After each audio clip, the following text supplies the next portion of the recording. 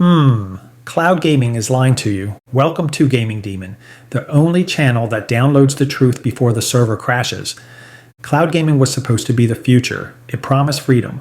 No consoles, no updates, no downloads. Just pure instant gaming. But what if I told you that behind the flashy trailers, billion-dollar partnerships, and buzzwords like Play Anywhere, there's a darker reality? This isn't just about lag. It's about control, data, exploitation, and a future where gamers might own nothing and still be paying for everything. In this video, we're diving into the dark truth behind cloud gaming, the lies they sold us, the cracks they're hiding, and who's actually winning while we buffer in silence. So grab your Ethernet cable, sit tight, and don't blink. Because by the end of this video, you'll never look at cloud gaming the same way again. Let's dive in. The dream they sold us. Imagine this. You're on a bus, you pull out your phone, open an app, and boom. You're playing a full-blown A game in the cloud. No console, no updates, no 90 gigabyte installs. It's the gamer's version of heaven. That was the pitch. Companies like Google, Microsoft, Nvidia, Amazon, and Sony painted a future where games would live on servers, not in your room, and you could access them from anywhere. With a good enough internet connection, you'd never need hardware again. It sounded perfect, cheaper, faster, portable. No more worrying about specs. No more day one patches. No more fan noise louder than a jet engine. Just log in, pick a game, and play. And to be fair, it kind of worked. Sometimes. Stadia, GeForce NOW, xCloud, all showed flashes of brilliance. When the connection was stable, when the server was close, and when the planets aligned, you could actually stream a beautiful, responsive game with zero downloads. But then reality showed up, and it brought lag, latency, and disappointment with it. The cracks begin to show. First, the obvious one, input lag. Press a button and there's a delay, sometimes half a second, sometimes more. In a turn-based game, maybe that's fine. But in a shooter, a fighter, a racing game, it's a nightmare. Cloud gaming sold the illusion of console quality gaming on anything with a screen, but they didn't tell you that your Wi-Fi, your router, and even your neighbor's Netflix habits could tank your experience. And it's not just about your internet. Cloud gaming is a two-way street. You're constantly pinging a server hundreds or even thousands of miles away. And if that server's overloaded, if the routing is garbage, your game becomes a slideshow. And let's not forget data caps. Streaming games eats bandwidth like Kirby eats. Everything. Play for a few hours and boom. You've burned through your entire monthly limit. Now you're either paying extra or watching your speed get throttled to 2004 levels.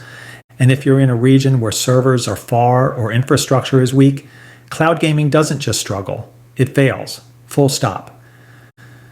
The hidden costs they don't mention. On paper, cloud gaming sounds cheaper. No console?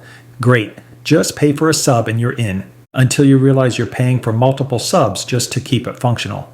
You've got your cloud platform. Maybe GeForce NOW, maybe Xbox Cloud. But to use it properly, you also need a high-speed internet connection, not cheap. Extra storage, ironically, for cached cloud content. Premium tiers just to unlock better resolution and frame rates. Add it all up, and it's no longer budget-friendly. It's a subscription stack that rivals streaming services. And the worst part? You don't own anything. These aren't downloads. These aren't licenses. They're temporary permissions to stream a game that can disappear the moment the service decides to delist it. Stadia shut down. Users lost access even if they paid full price. Cloud gaming isn't a rental. It's a lease on a dream that can vanish overnight. The business model no one wants to talk about. Cloud gaming isn't just about giving access. It's about taking control. When you play on local hardware, you can mod your game, back up your saves, even play offline. But in the cloud, you're locked in.